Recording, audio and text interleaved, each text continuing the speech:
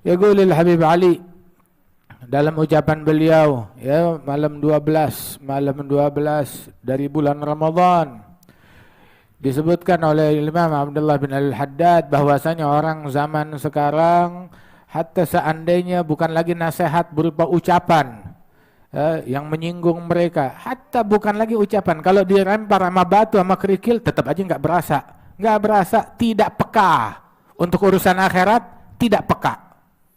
Urusan dunia peka. Kalau nafsunya dicolek peka.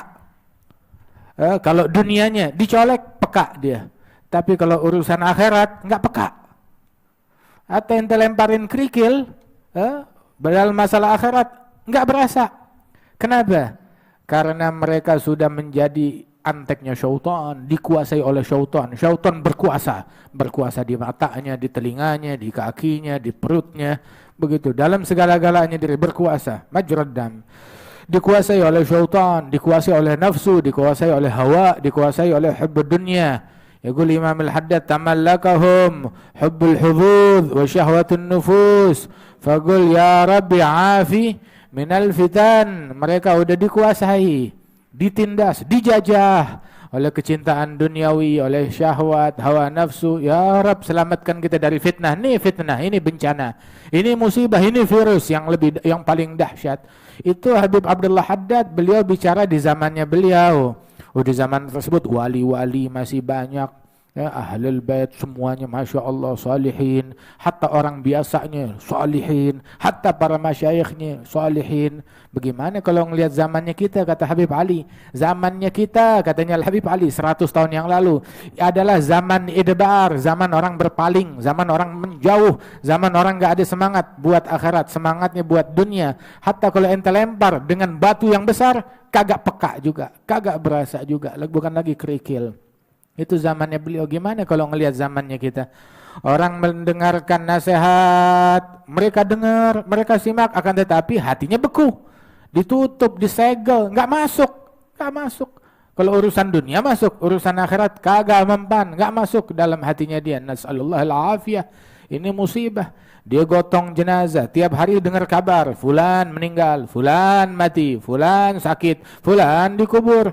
Jenazah dia antar, digotong di atas pundaknya, tapi nggak ngambil pelajaran. Padahal dia yakin kalau dia bakalan mati dan bakal menuju perjalanan yang sama yang dituju oleh mayit tersebut, bakal ditaruh di dalam kuburan seperti mayit tersebut, bakal menghadapi apa yang dihadapi mayit tersebut di dalam kuburnya. Ayo siapin bekal kita buat akhirat, bersiaplah dengan amal soleh, ikat anggota tubuh kita dari maksiat, dari dosa, kekang dari hal-hal yang diharamkan oleh Allah Subhanahu wa taala. Besok hari kiamat nggak ada yang memeriksa catatan amalan kita kecuali diri kita sendiri. Kita bakal dapetin amalan kita semuanya terdata, lirikan, tengokan, langkah kaki, gerakan, diamnya kita, kalimat kita. Apa yang membuat kita lalai dari Allah Ta'ala? Kelezatan duniawi, syahwat duniawi, kelezatan duniawi, syahwat duniawi enggak sebanding dengan kelezatan akhirat. Kelezatan setelahnya kematian, itu bukan lezat namanya. Kelezatan setelahnya kematian, setelahnya masuk kubur, itu bukan kelezatan namanya. Kayak kambing digemukin kemudian dipotong, itu bukan kelezatan, bukan nikmat namanya. Dunia semuanya tuh nggak ada kelezatan, nggak ada kenikmatan, sama sekali kenikmatan yang murni kagak ada di dunia. Kalaupun kita merasa nyaman dari satu sisi, datang gangguan dari sisi yang lain. Yang paling enak, yang paling tentram, yang paling damai hidup di dunia adalah orang-orang yang zahidin, orang-orang yang zuhud di dunia ini, yang semangatnya mengejar akhirat, yang semangatnya bukan buat dunia, semangatnya hanya untuk akhirat. Mereka adalah orang yang paling menikmati hidup di dunia.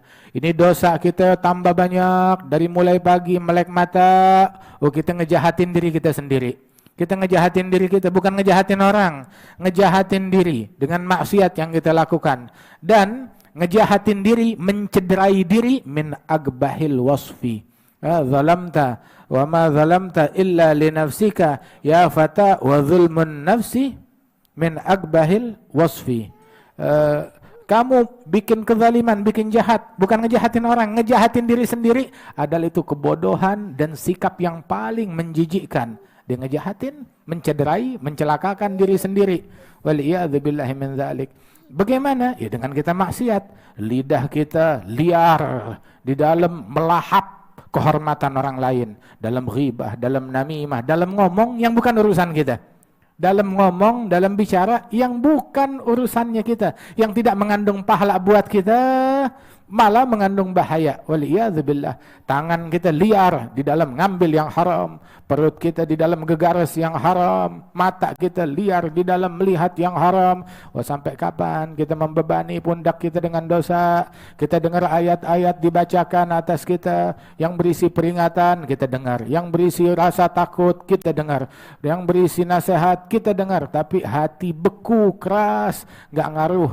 Nggak ngaruh dengan dengar Al-Quran, tidak ngaruh dengan nasihat, nggak ngaruh dengan peringatan. Kenapa? Karena makanannya udah busuk, ya, kemasukan dengan yang haram. Itu orang kalau ada makan makanan yang haram, anggota tubuhnya bakalan maksiat. Mau nggak mau. Kalaupun dia melakukan taat, nggak bakal merasakan manis, nggak bakal merasakan kelezatan. Na'udzubillah, itu gara-gara makanan yang nggak beres, itu membuat anggota tubuh itu malas untuk beramal soleh. Bagaimana anggota tubuh bakalan kuat untuk beramal? Sedangkan makanannya haram, pakaiannya haram, kerjaannya haram. Nabi SAW bilang, man akalal haram asad jawarihu sya'a maba. Yang makan makanan yang haram, anggota tubuhnya bakalan maksiat. Mau nggak mau, disadari atau nggak disadari. Siapa gerangan yang mau mengobati problem ini, mencari solusi, ya, untuk mencari apa yang masuk ke dalam perutnya, hal-hal yang halal, bukan yang haram. Dia seleksi, dia tinggalin tuh makan makanan yang haram, dia tidak menzalimi orang lain, gak ngambil haknya orang lain, baru dia bakal kuat untuk beramal soleh, baru dia bakal merasakan kelezatan ibadat, baru dia bakal mendapatkan sir dan rahasia dalam beramal. Tapi kalau dia masih ngambil haknya orang, masih makan yang haram, bakal tambah beku hatinya, bakal tambah melanggar dari satu pelanggaran menuju pelanggaran yang lain. Oh, kita semuanya mabuk dengan dunia, mabuk dengan kebodohan, sebagaimana disebutkan oleh Rasulullah sallallahu alaihi wasallam. Kalau kita cerdas, kalau kita kenal kepada Allah Subhanahu wa taala dengan sebenar-benarnya pengenalan, kita enggak bakalan melanggar, kita enggak bakalan memancing murkanya Allah Subhanahu wa taala. Oh, ini 11 hari udah berlalu, kita sekarang di malam ke-12. Mana untungnya kita? Mana panennya kita? Mana buah yang udah kita petik atau udah kita buang lagi, semuanya udah kita beranguskan lagi? Siapa gerangan di antara kita? Setelah berlalu nih 12 malam, 11 hari, malam ke-12 sekarang, apakah ada yang bertambah zuhud di dunia? Apakah ada yang bertambah semangat dalam beramal saleh yang diridhai oleh Allah? Apakah ada yang mengutamakan ridhanya Allah daripada ridhanya diri sendiri, daripada keridhaan syaitan atau iblis atau nafas? Siapa di antara kita yang tambah takut kepada Allah? Tapi enggak, berlalu 12 malam seperti malam-malam lainnya, biasa aja, enggak ada pertambahan. Ini karena hijabnya terlalu tebal. Kaum arifin, mereka telah meraih keberuntungan, keuntungan yang abadi mereka dapatkan di bulan yang semacam ini. Mereka hidup dalam kesendirian mereka, merasakan kelezatan dalam beribadat. Adapun orang yang lalai, yang ghaflah, mereka lalai, enggak ngerti batal muhib ma'al habib wal adhilul ghafil ba'id.